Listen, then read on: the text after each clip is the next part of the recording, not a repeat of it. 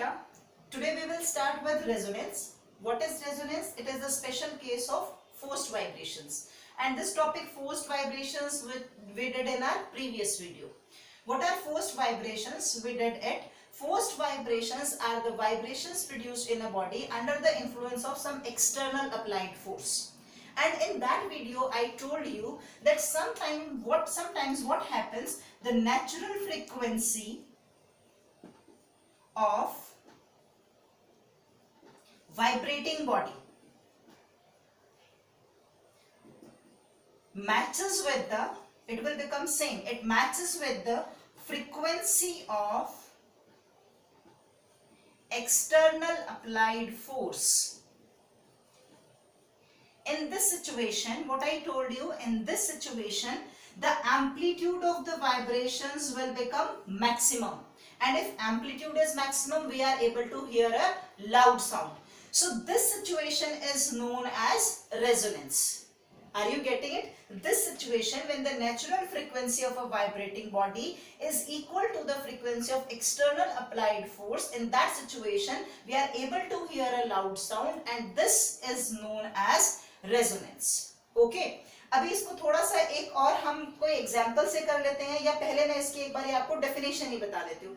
Definition क्या है? Resonance is a special case of forced vibrations in which natural frequency of the vibrating body matches with the frequency of external applied force to produce increased amplitude and a loud sound. Got it? ये जितना भी मैंने लिखा है ना, बस इसी को आपको रिफ्रेम करना है. मैं फिर से बोल रही हूँ, resonance is a special case of forced vibrations when natural frequency of the vibrating body matches with the frequency of external applied force to give increased amplitude and a loud sound. This is resonance. Vibrations of large amplitude, which we are getting in the case of resonance, vibrations of large amplitude which are produced due to resonance are known as resonant vibrations. Are known as resonant vibrations. Let's demonstrate resonance with the help of tuning fork. Here we will take two tuning forks A and B, and both are mounted on the sound box. This is the sound box of tuning fork A and this is the sound box of tuning fork B. Now what we will do, we will strike this tuning fork A against the rubber pad, and it will start vibrating with its natural frequency. Tuning fork अपनी एक natural frequency जो भी इसकी है, जिसके लिए भी ये बना है, बेटा ट्यूनिंग फॉर्क जो भी डिवाइस होता है उसके ऊपर उसकी फ्रीक्वेंसी लिखी होती है. सपोज ये ट्यूनिंग फॉर्क है तो यहाँ कहीं लिखा होता है 256 हर्ट्ज. मींस जब भी हम इसको स्ट्राइक करेंगे ये ट्यूनिंग फॉर्क 256 हर्ट्ज का फ्रीक्वेंसी प्रोड्यूस करेगा, और ये इसका नेचुरल फ्रीक्वेंसी है. So when we will strike this tuning fork A, it will start vibrating with its natural frequency, and it will transfer these vibrations to its sound box. As sound box is having a larger area, that's why these vibrations which are produced in the sound box are known as forced vibrations.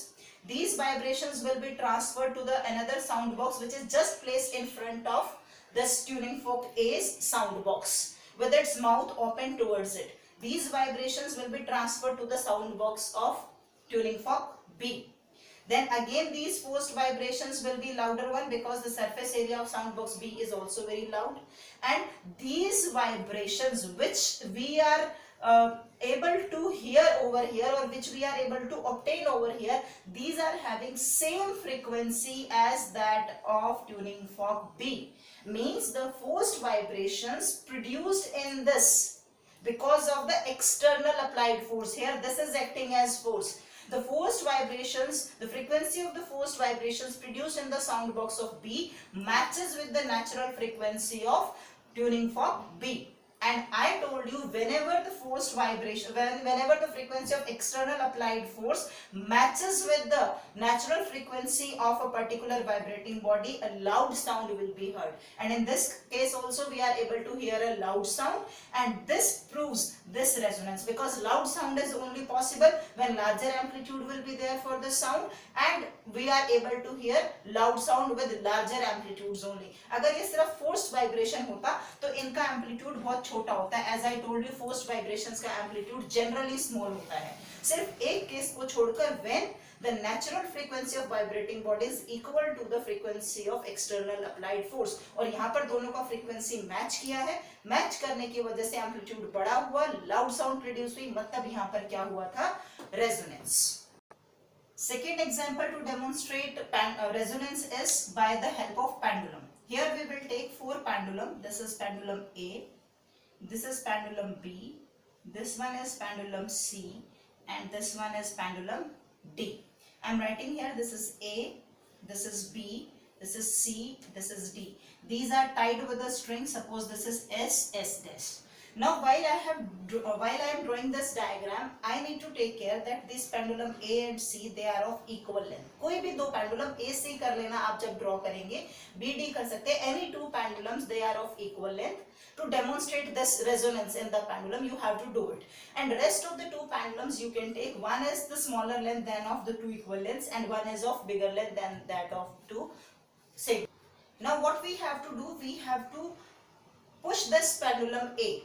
Means we need to let it vibrate. हमने जो भी 4 pendulums लगाए, suppose ये एक pendulum है, इसको हमें vibrate कराना है A वाले पर, it will start vibrating.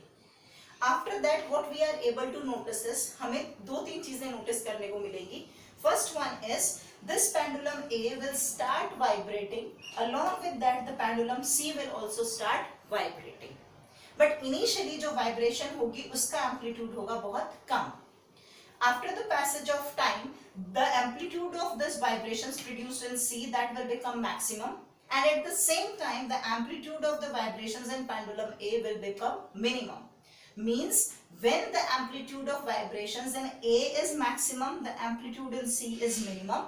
When the amplitude of vibrations in C is maximum, amplitude of vibrations in A is minimum. These are reversed to each other.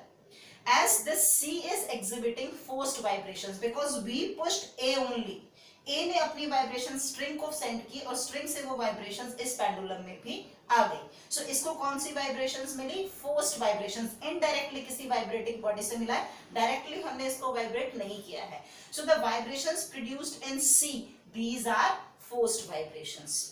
Now as I am saying that the amplitudes are reversed to each other, this is because these two are sharing energy with each other, because their frequencies are matching because of the same length. I told you frequency is inversely proportional to the length.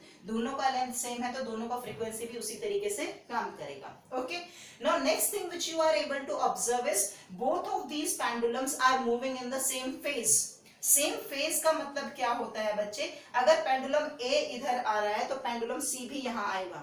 अगर A पीछे जा रहा है तो C भी पीछे जाएगा. May be their amplitudes are different.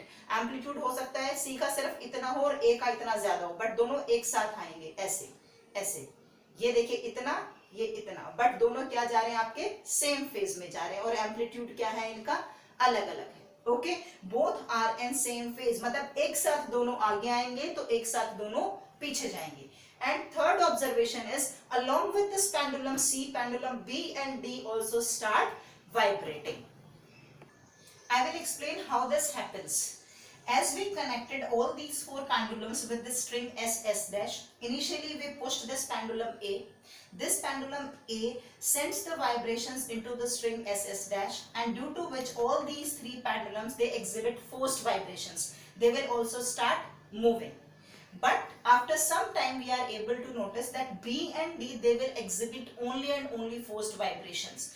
And this pendulum C, that comes in resonance with A, because both of their frequency matches. That's why these two are exhibiting resonance with each other, and they are sharing the energy with each other. That's why the amplitude is going in reverse order. If the amplitude of this one is maximum, this one will become minimum, and if this one become maximum, this will become minimum. They keep on sharing the energy, but the pendulums, they keep on moving for a very long time, because they continuously are able to share energy. And we are aware about the law of conservation of energy. Energy can neither be created nor be destroyed. कुछ energy dissipate हो जाता है, यहाँ भी हो जाएगा थोड़े लंबे टाइम के बाद, कि सराउंडिंग के जो मॉलिक्यूल्स हैं उनके साथ वो रेजिस्टिव फोर्स की तरह काम करेंगे, और मे बी ये दोनों पेंडुलम भी रुक जाएं, बट बहुत जल्दी नहीं रुकेंगे. ये एक बार धीरे हो जाएगा, फिर ये तेज हो जाएगा, ये तेज होगा तो फिर ये धीरे हो जाएगा.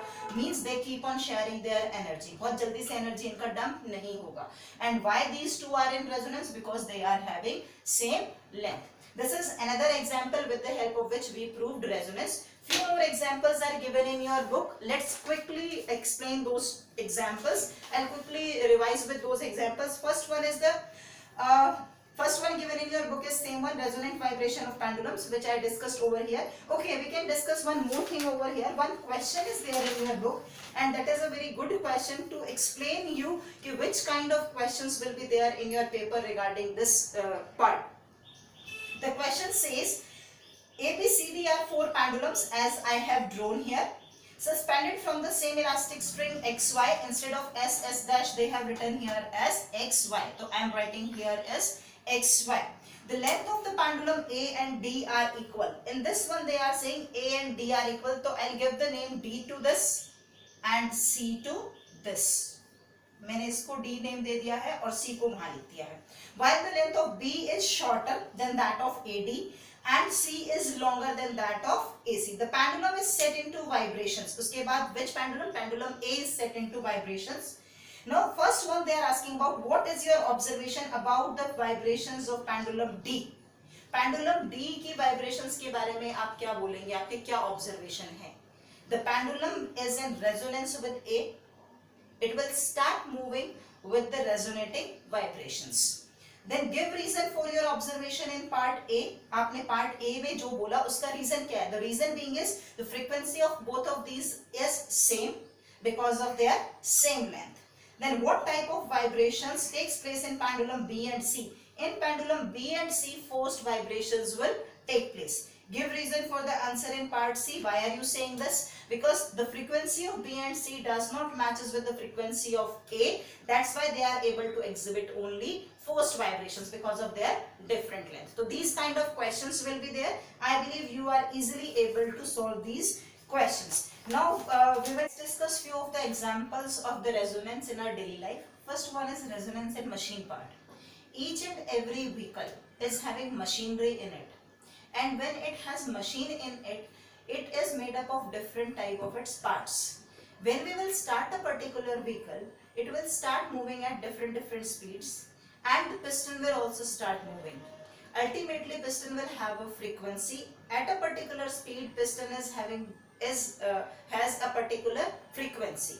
Now, sometimes what happens, the frequency of the piston at a particular speed, suppose I am running it at 20 की स्पीड से जा रही हूँ, 30 की जा रही हूँ, तो at a particular speed matches with natural frequency of machinery part. Means frequency of piston that is acting as external periodic force. This frequency matches with the natural frequency of the machinery part, and as a result what will happen, this machinery part will start vibrating with a larger amplitude and resonance will happen. Sometimes this results in falling of this particular machinery part, because if machinery part will start vibrating with larger amplitude, so the machinery part will start shaking with a larger amplitude this way. उसका vibration कैसा होगा? Suppose आपका mirror है, अगर वो बहुत tight उसके साथ hold नहीं है आपके vehicle के साथ, जो side mirror होता है, तो जैसे ही rattling sound होगी, कभी-कभी स्कूटर में भी सुनते हैं ऐसी आवाज आती है, तो जैसे ही वो rattling sound होगी वो उसके साथ बहुत जोर-जोर से vibrate करेगा, क्योंकि amplitude large हो गया because of matching of these two frequencies. Or ultimately that machinery part will fall down. So what we can do to avoid it, we can change the speed, because this frequency is at a particular speed.